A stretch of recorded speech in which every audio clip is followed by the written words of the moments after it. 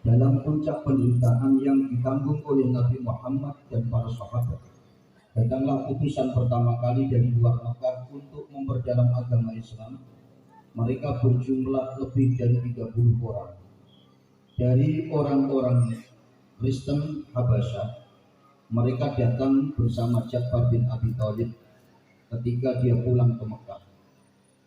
Ketika mereka duduk di hadapan Nabi Muhammad SAW dan melihat sifat dan pribadi beliau, kemudian mendengar pembacaan Al-Quran, maka semua beriman dan masuk Islam.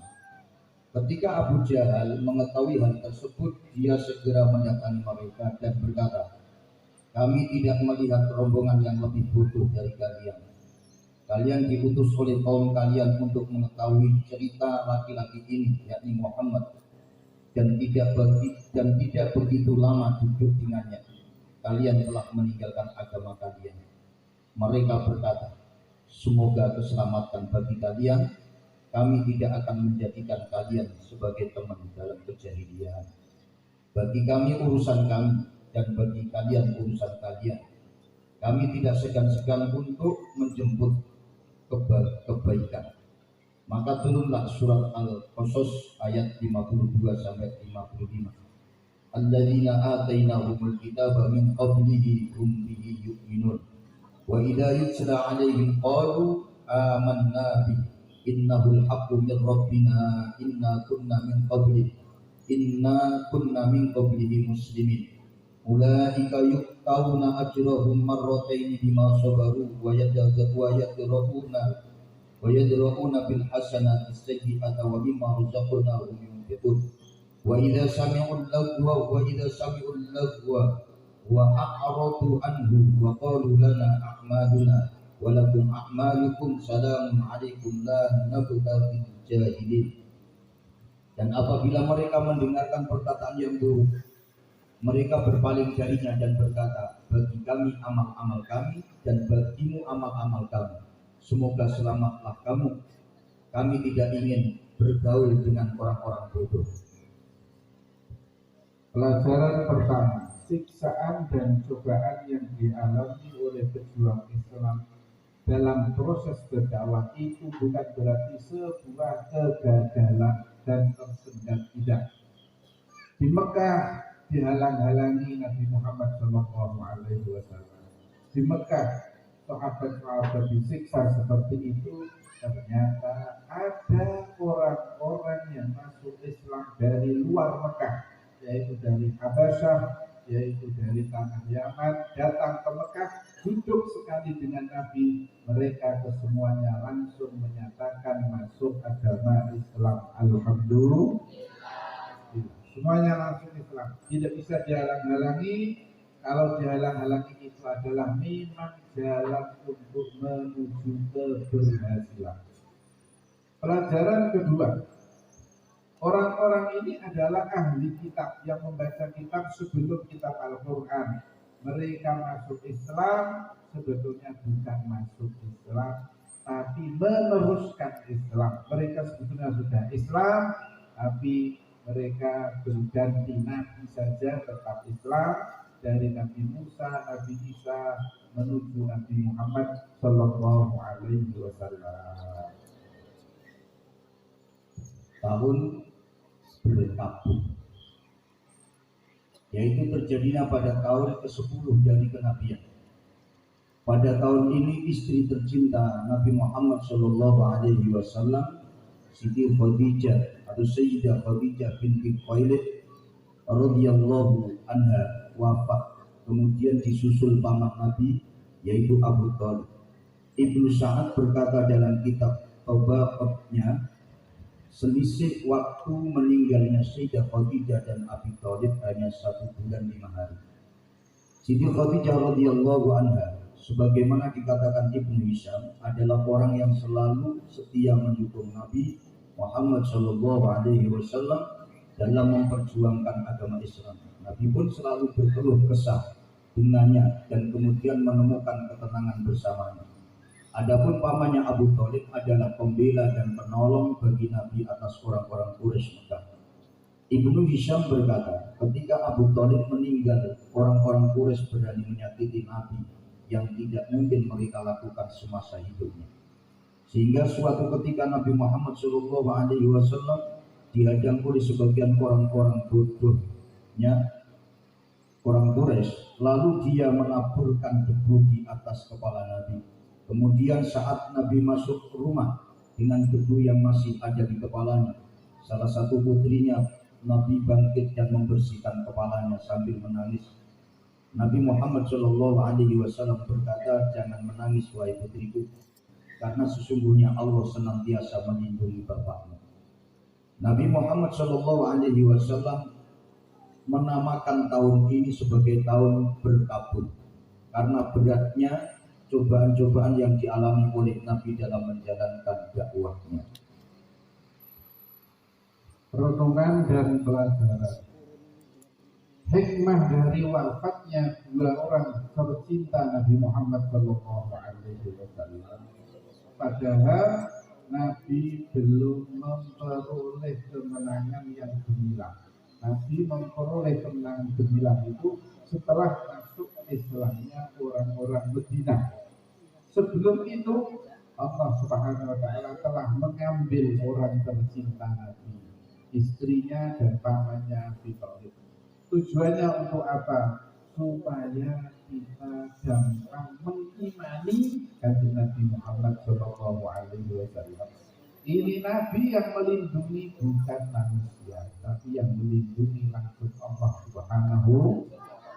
Bukan Khadijah yang melindungi, bukan pamannya Abi Thalib yang melindungi. Maka ketika sebentar lagi ini mau berhasil, sebentar lagi orang-orang Madinah mau masuk Islam, tapi dicabut oleh Allah Subhanahu wa taala bahwa agama Islam tidak perlu perlindungan siapapun. Allah yang akan melindungi agama Islam.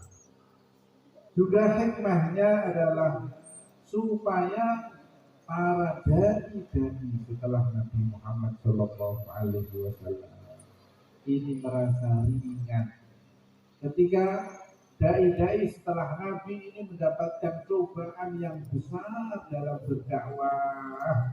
Terus dia ini melihat cobaan yang dialami oleh Nabi, dia merasa ringan. Saya coba seperti ini, tidak ada apa-apanya dibanding cobaannya Nabi Muhammad Shallallahu Alaihi Wasallam. Bahkan kalau cinta kepada Nabi, dia akan merasa senang. Alhamdulillah, saya telah merasakan apa yang dirasakan oleh Nabi Muhammad Shallallahu Alaihi Wasallam. Saya telah mengalami apa yang dialami kekasih saya Nabi Muhammad Shallallahu Alaihi Wasallam. Maka dai setelahnya melihat Nabi begitu banyak cobaannya, begitu susah berkabut Nabi, dan setelahnya merasa ringan dan merasa senang karena telah memperoleh apa yang dilakukan oleh Nabi Muhammad Shallallahu Alaihi Wasallam. Hijrah Rasulullah Shallallahu Alaihi Wasallam ke Taif. Ketika Rasulullah Shallallahu Alaihi Wasallam menerima siksaan yang teramat pedih dari orang-orang Quraisy, maka Nabi Muhammad Shallallahu Alaihi Wasallam keluar menuju kota Taif guna meminta perlindungan kepada kabilah Thaqif serta mengharap agar mereka dapat menerima ajaran yang dibawanya dari Allah Subhanahu wa taala. Sesampainya Nabi Muhammad ke Taif, beliau menghadap kepada pimpinan-pimpinan kabilah Thaqif. Lalu Nabi menyampaikan dakwah kepada mereka untuk beriman kepada Allah Subhanahu wa taala. Lantas mereka menolak ajakan Nabi Muhammad SAW secara mentah-mentah dan mencaci maki. Kemudian Nabi Muhammad meninggalkan mereka dan meminta supaya kedatangannya ini dirahasiakan dari orang-orang Quraisy, tetapi mereka menolak.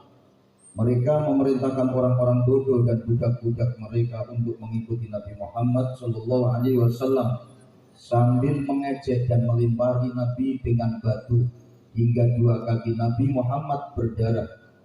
Sahabat Zaid bin Harisah melindungi Nabi Muhammad Shallallahu Alaihi Wasallam dengan badannya sehingga kepalanya terluka. Sesampainya di perkebunan kepunyaan Uqbah bin Rabi'ah, para pengumpit dari kabilah Thaqif berhenti mengikuti beliau. Lalu Nabi Muhammad SAW berteduh di sebuah pohon anggur untuk istirahat sejenak. Lalu Nabi diawasi dua orang anak pemilik kebun, yakni Du'an anak Rabi'ah. Setelah Nabi merasa tenang, Nabi mengangkat kepalanya mendongak ke atas sambil berdoa. Duhai Tuhanku, hanya kepadamu aku mengadukan lemahnya kekuatanku, usahaku yang tak seberapa dan hinaku di hadapan umat manusia. Wahai Zat yang maha belas kasihan, Engkau adalah Tuhan orang-orang tertindas, dan Engkau adalah Tuhanku. Kepada siapa lagi Engkau menitipkanku? Apakah kepada orang jauh yang menyerangku, atau kepada musuhku yang Engkau menguasakan urusanku padanya? Jika Engkau tidak murka kepadaku, maka aku tidak peduli. Tetapi rahmat-Mu itu lebih luas untukku. Aku berlindung dengan cahaya wajah-Mu yang menjadikan kegelapan menjadikan terang benderang dan menjadikan baik urusan dunia dan akhirat dari kemarahan-Mu atasku dan turunnya murka-Mu kepadaku. Hanya kepadamu aku meminta keridhaan-Mu, sehingga Engkau meridaiku. Tidak ada daya dan kekuatan kecuali atas kehendak-Mu. Kemudian kedua anak pemilik kebun merasa iba kepada Nabi Muhammad SAW, lalu mengutus budak miliknya bernama Adas yang beragama Kristen untuk membawa nampan berisi setangkai anggur kepada Nabi Muhammad. Saat Adas meletakkan anggur di depan Nabi Muhammad, kemudian berkata, makanlah. Nabi Muhammad mengambil anggur tadi seraya mengucapkan bismillah, kemudian memakannya.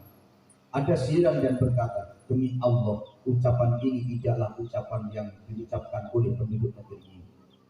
Nabi Muhammad SAW berkata, kamu dari negeri mana dan apa agamamu? Adas, agamaku Kristen, dan aku lelaki dari penduduk kota Nainua, sebuah desa yang terletak di kota Mausil, Irak. Nabi Muhammad SAW bertanya, apakah kamu dari desanya seorang soleh yang bernama Yunus bin Matta? Adas menjawab, engkau tahu apa tentang Yunus bin Matta? Nabi SAW menjawab, dia adalah saudaraku, dia seorang nabi dan aku juga seorang nabi. Lalu Adas mencium kepala, kedua tangan dan kedua telapak kaki Nabi Muhammad SAW. Ibnu Ishaq berkata, Nabi Muhammad SAW meninggalkan Taif pulang menuju Mekah, dan sesampainya di daerah Naklah, Nabi Muhammad SAW melakukan sholat malam. Kemudian ada sekelompok jin yang melihatnya dan mendengar bacaan Nabi Muhammad SAW. Setelah Nabi selesai sholat, kemudian rombongan jin kembali ke kaumnya untuk mengabarkan bahwa mereka telah beriman dan menerima apa yang didengarkan. Peristiwa ini telah dikisahkan oleh Allah dalam surah Al-Ahqaf ayat 29-31. Wa idza sarafna ilaika nafarun minal jinni yastami'una al-Qur'an falamma hadaruhu qalu anshidu falamma qudiya wallaw ila qaumihim mundirin qalu ya qaumana inna sami'na kitaban unzila min ba'di Musa musaddiqan lima baina yadayhi yahdi ilal haqqi wa ila tariqin mustaqim ya qaumana ajibu da'i Allah wa aminu bihi yaghfir lakum min dhunubikum wa yujirkum min adzabin alim. Dan ingatlah ketika kami hadapkan kepadamu, yakni Muhammad Shallallahu Alaihi Wasallam, serombongan jin yang mendengarkan bacaan Al-Quran. Maka ketika mereka menghadiri pembacaannya, mereka berkata, diamlah kamu untuk mendengarkannya. Maka ketika telah selesai, mereka kembali kepada kaumnya untuk memberi peringatan. Mereka berkata, wahai kaum kami, sungguh kami telah mendengarkan kitab Al-Quran yang diturunkan setelah Musa, membenarkan kitab-kitab yang datang sebelumnya, membimbing kebenaran, membimbing kepada kebenaran dan kepada jalan yang lurus. Wahai kaum kami, terimalah seruan orang yang menyeru kepada Allah dan berimanlah kepadanya. Niscaya Dia akan mengampuni dosa-dosamu dan melepaskan kamu dari azab yang pedih. Juga di dalam surah Al-Jin ayat 1, qul uhiya ilayya annahu istama'a nafarun minal jinni faqalu inna sami'na qur'anan ajaba. Katakanlah, telah diwahyukan kepadaku bahwa sekumpul jin telah mendengarkan bacaan. Lalu mereka berkata, kami telah mendengarkan bacaan yang menakjubkan, yakni Al-Quran. Nabi Muhammad Shallallahu Alaihi Wasallam kembali ke Makkah bersama sahabat Zaid bin Harisah. Zaid bertanya, bagaimana engkau kembali mengusirnya? Bagaimana engkau kembali kepada orang-orang Quraisy yang padahal mereka telah mengusirmu? Nabi Muhammad Shallallahu Alaihi Wasallam menjawab, wahai Zaid, sungguh Allah akan memberikan kelapangan dan jalan keluar dari sesuatu yang kau lihat, dan sungguh Allah akan menolong agamanya dan memenangkan nabinya. Lalu Nabi Muhammad Shallallahu Alaihi Wasallam mengutus seorang laki-laki dari kabilah Khuza'ah untuk memberitahu Mut'im bin Adi bahwa Nabi meminta perlindungannya untuk masuk ke kota Makkah. Mut'im menyanggupi sehingga Nabi bisa memasuki kota Makkah. Hijrah ke Taif, ini pelajaran pertama bahwasanya ketika kita ini mencari contoh orang yang bersabar, mari kita mencontoh Nabi kita, Nabi besar Muhammad Sallallahu Alaihi Wasallam. Nabi diusir dari kota Taif, begitu kanjeng Nabi sedihnya, payahnya, tapi Nabi kita, Nabi besar Muhammad Sallallahu Alaihi Wasallam selalu bersabar dan tidak punya rasa ragu, tidak punya kemamangan lagi bahwasanya agama Islam ini agama yang benar. Nabi dalam keadaan jalan yang lurus dan pasti akan diberikan kemenangan oleh Allah Subhanahu wa Ta'ala. Jadi ini pelajaran bagi kita ketika kita mendapatkan cobaan, jangan sampai kita ini merasa lelah, kita merasa putus asa. Meniru Nabi Muhammad Sallallahu Alaihi Wasallam. Dan Nabi walaupun sabar, Nabi tetap meminta kepada Allah, mengemis kepada Allah untuk diberi pengampunan dan tidak dijatuhi murkanya Allah Subhanahu wa Ta'ala. Pelajaran kedua, dalam keadaan susah begini, ini ada pelipur dari Allah Subhanahu wa Ta'ala kepada Nabi kita, Nabi Muhammad Sallallahu Alaihi Wasallam, yaitu Allah mengirimkan seorang yang ganteng, orang Nasrani dari kota Nainua, pengikut Nabi Isa. Di tempatnya Nabi Yunus alaihissalam, yaitu di Irak, di Mosul, bertemu sebentar dengan Nabi. Nabi makan membaca bismillah. Orang ini yang namanya Hadas langsung mencucuk Nabi dan masuk Islam. Ini pelipur dari Allah Subhanahu wa Ta'ala. Pelajaran yang ketiga, Zaid yang mengikuti Nabi Muhammad Shallallahu Alaihi Wasallam dalam hijrah ke Taif ini selalu melindungi nabi-nabi sehingga kepalanya Zaid bin Harithah ini berdarah-darah. Ini menunjukkan kewajiban masyarakat Islam untuk melindungi para dai-dai Islam, ustaz-ustaz, kiai-kiai yang berjuang untuk menegakkan agama Islam. Seperti Zaid melindungi Nabi kita Nabi Muhammad Shallallahu Alaihi Wasallam. Pelajaran keempat, jin itu ada. Nabi bertemu jin. Surat jin diturunkan oleh Allah kepada Nabi. Maka orang yang tidak percaya jin maka hukumnya kafir. Tuh, tidak percaya jin kafir. Karena tidak percaya jin berarti tidak percaya Al-Quran. Pelajaran kelima, ini cobaan yang diterima begitu beratnya oleh Nabi Muhammad Sallallahu Alaihi Wasallam, tidak mengurangi keyakinan Nabi. Tapi ketika mau masuk ke Mekah, Nabi mengatakan, wahai Zaid, sungguh Allah Ta'ala akan memberikan kesenangan dan jalan keluar dari setiap masalah-masalah yang kau lihat. Ini masalah kita banyak. Allah akan memberikan jalan keluar dan akan memberikan kesenangan kepada kita. Dan sungguh Allah akan menolong agamanya dan memenangkan nabinya. Mantap kan Nabi, pasti menang kita ini. Ini abad kayak gini bilang. Biasanya kalau bangun masjidnya tidak jadi atau dia sudah berjuang ikhlas, dia lelek konton. Sampai itu berjuang gak ikhlas, akhirnya mutung. Biasanya mutung ya. Islam pokoknya ini terus gitu. Ini pelajaran dari Nabi Muhammad Sallallahu Alaihi Wasallam. Nabi sama sekali tidak ada perubahan.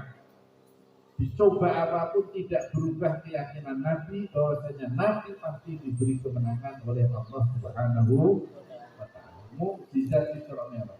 Mukjizat Isra dan Mi'raj yang dikehendaki dalam Isra adalah perjalanan yang mana dengan perjalanan tersebut Allah memuliakan Nabi Muhammad SAW, yaitu perjalanan dari Masjidil Haram di Makkah menuju Masjidil Aqsa yang ada di Al-Quds, Palestina.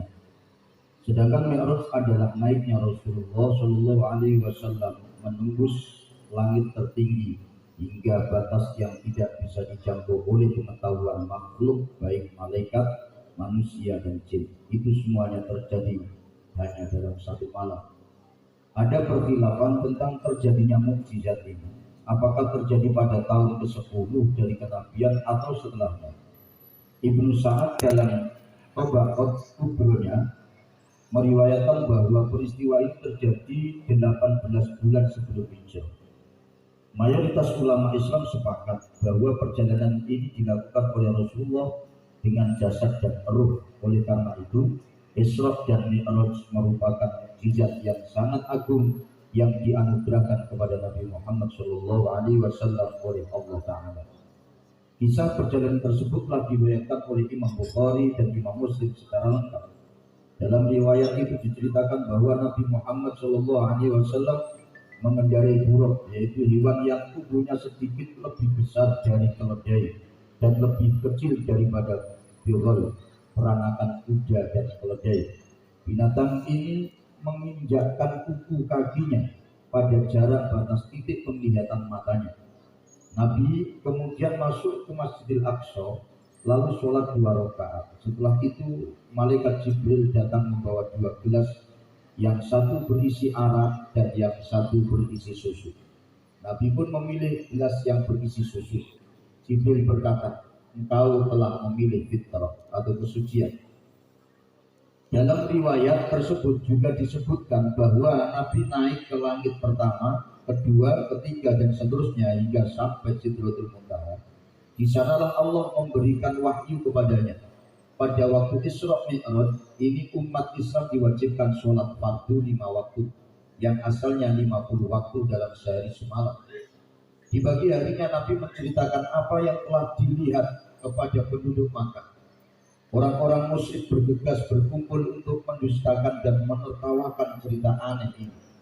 Sebagian dari mereka meminta kepada Nabi untuk menggambarkan puing-puing Baitul Maqdis kalau memang benar Nabi telah pergi dan sholat di sana. Padahal Nabi ketika berkunjung ke Baitul Maqdis tidak terbesit dalam hatinya untuk melihat dan menghafalkan bentuk dan jumlah tiangnya. Lantas Allah Subhanahu wa Ta'ala memperlihatkan kepadanya gambar Baitul Maqdis di hadapan kedua matanya, hingga Nabi Muhammad mampu menjelaskan kepada mereka tentang Baitul Maqdis secara detail sesuai pertanyaan mereka. Imam Bukhari dan Imam Muslim meriwayatkan bahwa Nabi Muhammad SAW berkata, ketika orang-orang Quraisy mendustakan, maka aku berdiri di atas Hijr Ismail, kemudian Allah memperlihatkan kepadaku gambar Baitul Maqdis, sehingga aku menceritakan kepada mereka tentang tanda-tandanya sedangkan aku melihatnya. Abu Bakar Siddiq ketika diberitahu oleh sebagian orang musyrik tentang apa yang telah diucapkan baginda Nabi, supaya Abu Bakar menganggap itu adalah hal yang aneh dan tidak lagi mempercayainya, maka beliau berkata, jika benar Nabi Muhammad SAW telah mengatakannya, maka dia orang yang jujur. Sungguh aku akan mempercayainya atas perkara yang lebih jauh, lebih aneh dari cerita itu. Pagi harinya malaikat Jibril mendatangi Nabi dan memberitahu cara dan waktu melaksanakan sholat. Sebelum diwajibkannya sholat 5 waktu, Rasulullah SAW telah melakukan ibadah sholat 2 rakaat pada pagi hari dan 2 rakaat pada sore hari, sebagaimana yang dilakukan oleh Nabi Ibrahim alaihissalam. Pelajaran pertama tentang Nabi dan mukjizat ini tidak bisa dipisahkan. Kalau Nabi atau Rasul pasti punya mukjizat, termasuk Isra Mi'raj ini adalah mukjizat yang mutawatir. Maka yang tidak percaya adalah orang kafir kalau Mi'raj ini menjadi orang yang fasik. Ini sebagian orang menggembar-gemborkan bahwasanya Nabi itu adalah orang yang jenius saja, orang yang pintar. Tapi mereka menjauhkan kaum muslimin dari kenabian. Kita harus yakin bahwasanya Nabi itu jenius karena Nabi adalah utusan Allah Subhanahu. Tanpa utusan Allah tidak menjadi Nabi, Nabi tidak akan bisa menjadi orang yang jenius, yang super jenius. Jadi super jeniusnya Nabi itu karena Muhammadur Rasulullah. Ini kalau dibiarkan nanti akan menjadikan kenabian itu akan hilang di ingatan kaum muslimin. Kenabian itu adalah barang gaib, wahyu itu adalah barang gaib, hubungan Nabi dengan Allah itu adalah barang gaib yang aneh. Maka kalau kita tidak percaya barang gaib, maka kita tidak percaya wahyu. Kalau kita tidak percaya wahyu dan kenabian, maka sudah tidak ada agama Islam. Maka harus percaya bahwasanya wahyu itu mukjizat. Wahyu itu adalah barang gaib. Mukjizat Nabi begitu banyak, maka tidak bisa diingkari bahwasanya mukjizat itu ada. Mukjizat itu adalah hal yang relatif. Bintang-bintang adalah mukjizat. Perputaran benda langit adalah mukjizat. Sistem gravitasi adalah mukjizat. Akan tetapi dikarenakan manusia sering menyaksikan perkara tersebut sehingga mereka lupa nilai mukjizat. Sebetulnya semua ini mukjizat, karena kita sering melihatnya, maka kita tidak menganggap sesuatu yang mukjizat. Pelajaran kedua, Isra Mi'raj ini sebagai balasan Allah Subhanahu wa Ta'ala atas kesabaran Nabi Muhammad Sallallahu Alaihi Wasallam. Di Taif Nabi dicoba oleh Allah sabar, ditinggalkan oleh dua kekasihnya sabar, karena Nabi diangkat oleh Allah menjadi Rasulnya yang di Isra Mi'rajkan. Dan Isra Mi'raj ini menunjukkan ketinggian derajat Nabi Muhammad Sallallahu Alaihi Wasallam. Di Masjidil Aqsa Nabi menjadi imam para rasul dan anbiya, mulai Nabi Adam sampai Nabi Isa alaihissalam. Berarti Nabi ini lebih mulia daripada Nabi sebelum Nabi Muhammad Sallallahu Alaihi Wasallam. Ketika naik Nabi diikuti malaikat Jibril, yang mana malaikat Jibril adalah pimpinan malaikat. Ketika sampai di Sidratil Muntaha, malaikat Jibril berhenti, Nabi Muhammad naik terus, berarti derajatnya Nabi lebih tinggi daripada derajatnya malaikat Jibril, pimpinannya para malaikat. Ini semua didapatkan oleh Nabi karena apa? Karena kesabaran Nabi Muhammad Sallallahu Alaihi Wasallam atas cobaan yang bertubi-tubi yang diturunkan oleh Allah Subhanahu wa Ta'ala. Pelajaran ketiga, pentingnya Baitul Maqdis. Jangan sampai kita terkena omongan sebagian orang yang mengatakan, kenapa kita memikirkan Baitul Maqdis? Kita kan orang Indonesia, kenapa memikirkan Baitul Maqdis? Dana yang begitu banyak diserahkan ke Baitul Maqdis. Omongan seperti ini bertentangan dengan cerita Nabi Muhammad Sallallahu Alaihi Wasallam. Nabi mementingkan sekali Baitul Maqdis. Kita harus menjaga Baitul Maqdis karena itu adalah tempat Isra Mi'rajnya Nabi Muhammad Sallallahu Alaihi Wasallam. Ini yang mengilhami Salahuddin Al-Ayyubi dan orang-orang setelahnya untuk berjuang jihad fisabilillah membebaskan Baitul Maqdis. Pelajaran keempat, Nabi memilih susu daripada khamar. Ini menunjukkan agama Islam adalah agama fitrah. Ini yang membuat agama Islam bisa diterima dengan mudah. Perkembangan tidak ada seperti perkembangan agama Islam, karena sesuai dengan fitrah manusia. Pelajaran kelima, Nabi Isra Mi'raj ini dengan jasad dan rohnya, bukan cuma rohnya saja, bukan dalam impian saja. Kalau cuma impian, dengan disebut Isra Mi'raj.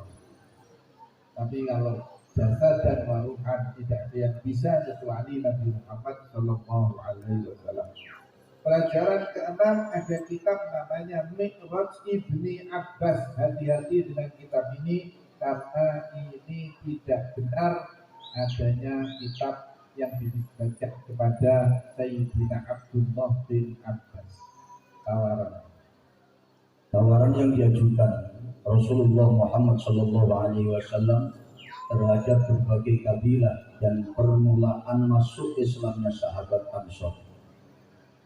Pada tiap tahun Nabi Muhammad SAW pada setiap musim haji selalu menawarkan ajaran Islam kepada kabilah-kabilah yang datang ke Baitul Haram. Nabi Muhammad membacakan Al-Quran kepada mereka dan mengajak menerima agama Tauhid, tetapi tidak ada yang menerimanya sama sekali.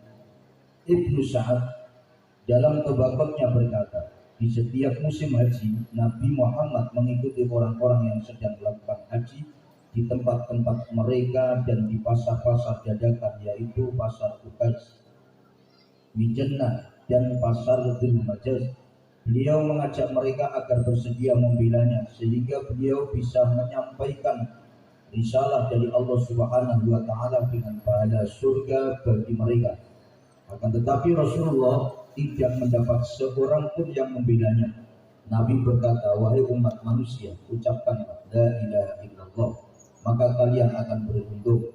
Dengannya kalian akan menguasai orang-orang Arab dan orang-orang Ajam akan tunduk kepada kalian. Ketika kalian beriman, maka kalian akan menjadi raja-raja di surga. Di belakang Nabi, Abu Lahab berkata, jangan ikuti dia. Dia orang yang keluar dari agama kami dan pembohong. Sehingga kabilah-kabilah tadi menolak ajakan Nabi dengan kasar dan menyakitkan Nabi. Ibnu Ishaq meriwayatkan dari Imam Az-Zuhri bahwa Nabi Muhammad mendatangi Bani Amir bin Sya'sya'ah untuk mengajak mereka beriman kepada Allah dan menawarkan agama Islam. Seorang laki-laki dari mereka bernama Baiharo bin Firas berkata, demi Allah, kalau saya mengambil atau membantu pemuda Quraisy ini, maka saya akan dimusuhi orang-orang Arab. Lalu dia bertanya, bagaimana seandainya kami telah berjanji untuk mengikuti perintahmu, lalu Allah memberikan kemenangan kepadamu atas orang-orang yang berselisih denganmu? Apakah nantinya kamu memperoleh kekuasaan setelahmu? Nabi Muhammad menjawab, kekuasaan adalah milik Allah, akan diberikan kepada siapa saja yang dia kehendaki. Baiharo kembali bertanya, apakah engkau akan menjadikan leher kami sebagai sasaran orang Arab demi membela? Lalu ketika Allah memberikan kemenangan kepada kekuasaan menjadi milik orang lain, sesungguhnya kami tidak memerlukan ajakanmu. Pada tahun 11 dari kenabian saat musim haji tiba, Nabi mendatangi kabilah-kabilah seperti yang dilakukan beliau setiap tahun. Ketika berada di Aqabah, suatu tempat di antara Mina dan Makkah, darinya melemparkan jumrah Aqabah. Nabi bertemu dengan orang-orang Khazraj yang dikehendaki oleh Allah untuk mendapatkan kebaikan. Nabi alaihissalam bertanya, siapakah kalian? Mereka menjawab, kami golongan dari kabilah Khazraj. Nabi, apakah kalian teman-temannya orang Yahudi? Mereka menjawab, iya. Nabi, bisakah kalian duduk sejenak saja? Ada sesuatu yang perlu aku bicarakan. Mereka menjawab, iya, bisa.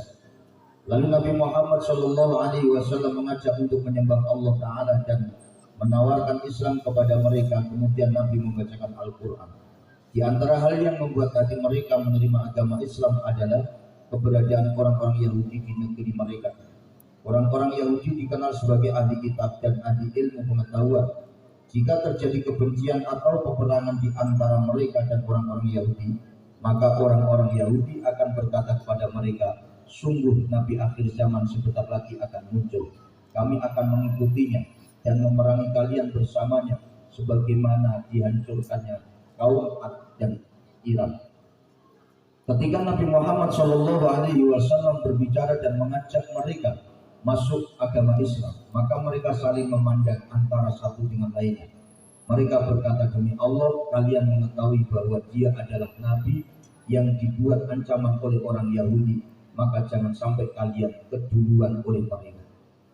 Lalu mereka menerima ajakan Nabi Muhammad SAW untuk masuk Islam dan mereka berkata, sungguh kami meninggalkan kaum kami dan tidak ada kaum yang buruk dan berperang sesama saudara sendiri seperti kaum kami. Kami berharap semoga Allah mempersatukan kami lantaran engkau.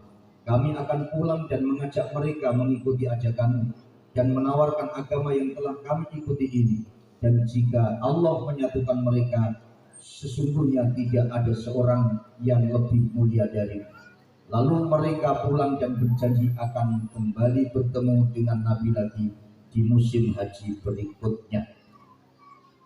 Bai'atul Aqabah pertama. Pada tahun ini Islam telah menyebar di kota Madinah. Di tahun berikutnya saat musim haji datanglah sahabat Ansor yang berjumlah 12 laki-laki menemui Rasulullah SAW di Aqabah. Bai'at Aqabah pertama.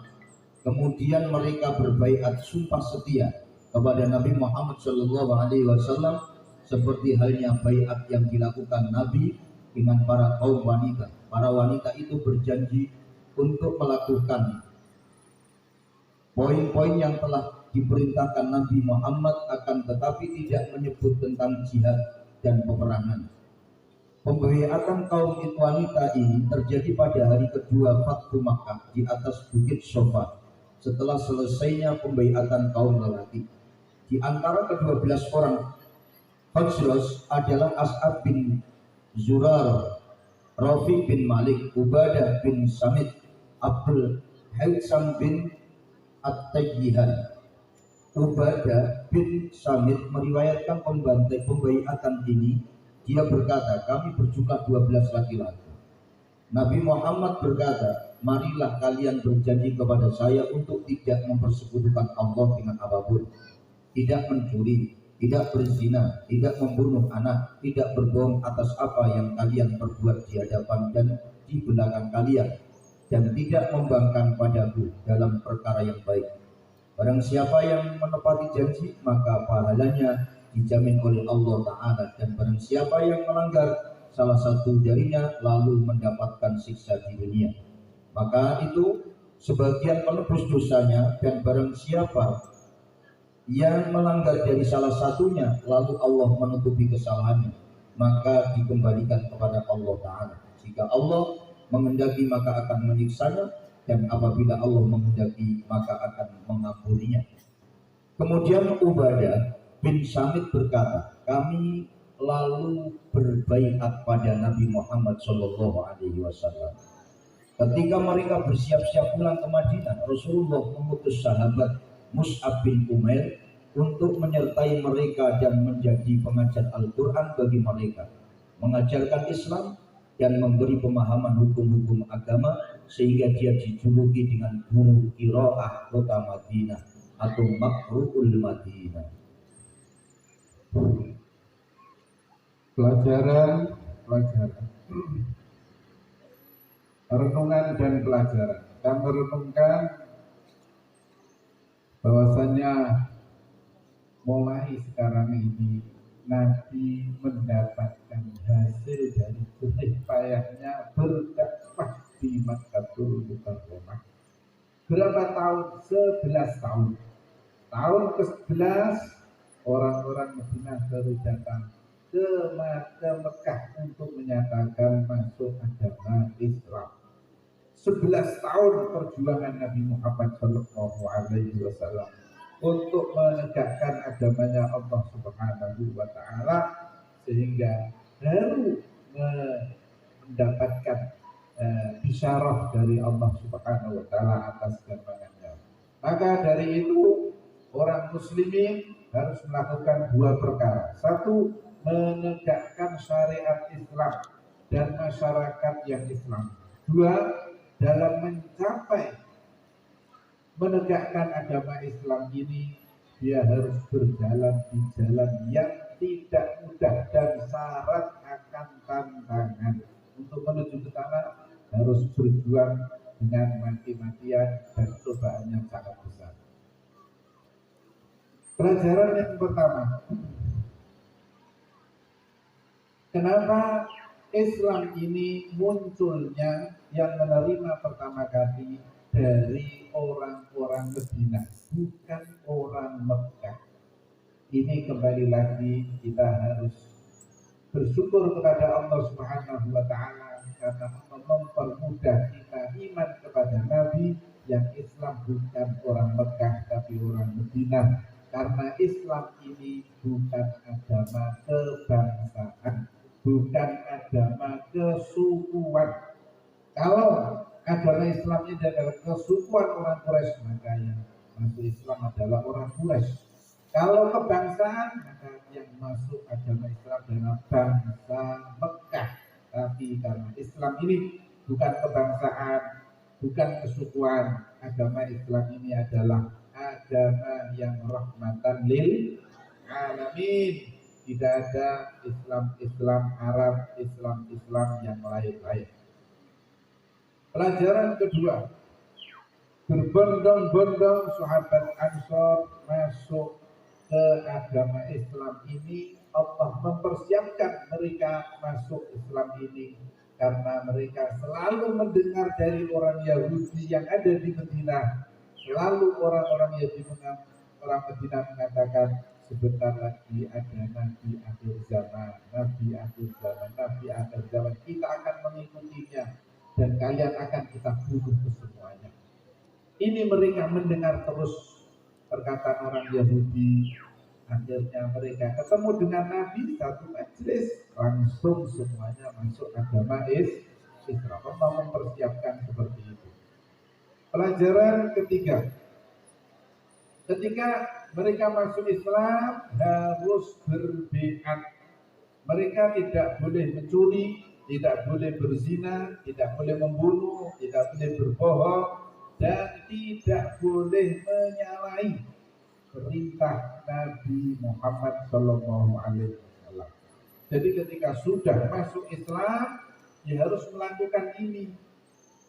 Tidak seperti orang sekarang, Islam, penggaweannya nyolong. Boleh seperti ini. Islam harus konsekuen, tidak boleh mencuri, berzina, membunuh, berbohong, dan tidak boleh menyalahi perintah Nabi Muhammad SAW. Islamnya harus Islam kafah, harus semuanya masuk Islam. Dan jangan membagi-bagi Islam. Islam itu, mereka naudzubillah mengatakan Islam itu bagiannya di masjid, urusan kekeluargaan pribadi seorang muslim dengan Allah. Adapun urusan kenegaraan, urusan kita DPR, urusan kita legislatif, urusan kita bupati dan yang lain-lainnya. Ini mengherankan sekali orang yang seperti ini kepingin berdamai dengan Allah. Allah kok disuruh damai-damaian dengan dia. Allah, ayo kita bagi kekuasaan. Allah untuk kamu masjid, untuk saya yang negara ini. Alhamdulillah nih. Ini kita ambil dari apa? Dari Atul Aqobah. Bagaimana pembiayaan Nabi? Kamu Islam harus menganut dengan saya 100%. Biatan Nabi dengan orang-orang sahabat Ansor yang bermukim di kota Al-Madinatul Munawwarah. Pelajaran keempat, Nabi Muhammad SAW setelah orang-orang ini masuk Islam, pergi kembali ke Madinah, Nabi mengutus sahabatnya yang dinamakan Mukrimul Madinah, yaitu Mus'ab bin Umair. Siapa Mus'ab bin Umair ini? Pertama kali pendakwah yang diutus oleh Nabi Muhammad SAW untuk mengajari orang Islam di Madinah. Mus'ab bin Umair ini ketika di Mekah sebelum masuk Islam, enak-enaknya pemuda Mekah. Ibunya sangat memanjakan Mus'ab bin Umair. Pakaian dipilih yang paling bagus, wangi-wangi yang paling bagus oleh ibunya diberikan kepada Mus'ab bin Umair ini. Setelah masuk Islam, dia anak yang paling tidak dimanja orang tuanya, sudah tidak diakui menjadi anaknya lagi, tetap berpegang teguh dengan agama Islam. Sampai hijrah ke Madinah, belum mendapatkan keenakan, Mus'ab bin Umair telah meninggal di perang Uhud, masih melarat, sehingga Mus'ab bin Umair ketika meninggal mati syahid mau dikafani dengan pakaiannya. Kalau pakaiannya ini ditaruh di kepala, maka kakinya terlihat. Kalau pakaiannya ini dikafani kakinya, maka kepala yang terlihat. Sahabat takut.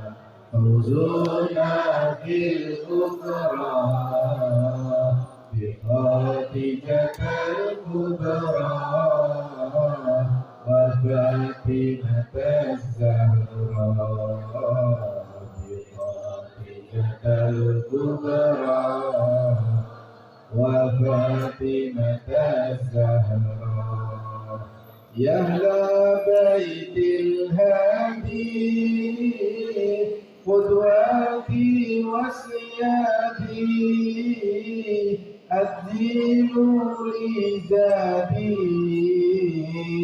إنكم بأدرى يا لبيت الهادي القدوة وسيادي أجيلوا لزادي إنكم بأدرى سعدنا في الدنيا فوزنا في الأخرى بخادجة الكبرى وفاطمة الزهراء بخادجة وفاطمة الزهراء بخادجة أمي لتجلي همي أزيني قاسمي إنك بي أدرى وهتفي بالزهراء دفاعات قدرا وتجلت بدرا إنها بي أدرى سعدنا الدنيا فوزنا في الأخرى بخاتمة الكبرى وفاطمة الزهراء بخاتمة الكبرى وفاطمة الزهراء يا أهل شعب المعلى والتي في أعلى حيوا تلك المولى إنكم بأدرى يا أهل شعب المعلى والتي في أعلى حيوا تلك المولى إنكم بأدرى سعدنا في الدنيا فوزنا في الأخرى بخاتمة الكبرى وفاطمة الزهراء بخاتمة الكبرى وفاطمة الزهراء وفي ذات العلم عيشة نور العين زوجي خير الكونين إنها بأدرى وباقية الأزواج طيبات الآراء مغنيات المحكات إنهن بأدرى سعدنا في الدنيا فوزنا في الأخرى بخاتمة الكبرى وفاطمة الزهراء بخاتمة الكبرى وفاطمة الزهراء سعدنا في الدنيا فوزنا في الأخرى بخاتمة الكبرى وفاطمة الزهراء بخاتمة الكبرى وفاطمة الزهراء الفاتحة الحمد لله إياك نعبد وإياك نستعين صراط المستقيم